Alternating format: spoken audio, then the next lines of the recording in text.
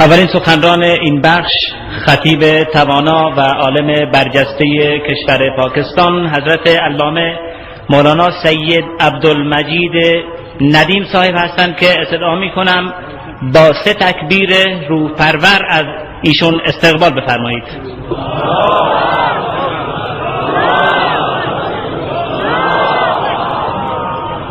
اللهم صل على محمد وعلى آل محمد كما صليت على إبراهيم وعلى آل إبراهيم إنك حميد مجيد. اللهم بارك على محمد وعلى آل محمد كما باركت على إبراهيم وعلى آل إبراهيم إنك حميد مجيد.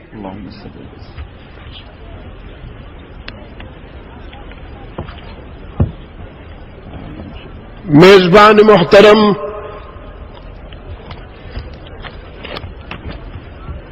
حضرت مولانا عبدالحمید زیدہ وقارکم،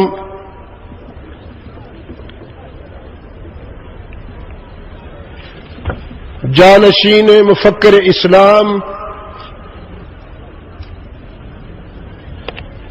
علماء اسلام پاکستان کی جمعیت کے قائد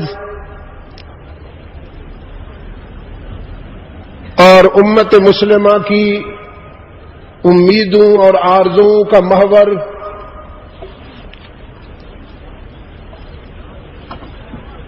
حضرت مولانا فضل الرحمان زیدہ حیاتکم، عزیز مکرم مولانا عبدالغفور حیدری و دیگر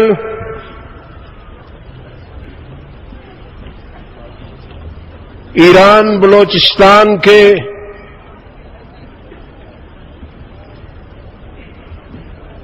ارباب علم و حکمت، دوستو، عزیزو،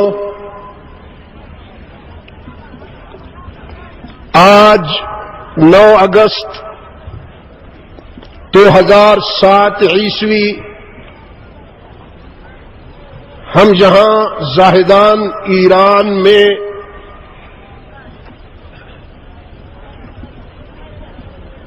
آپ کے اس مایہ ناز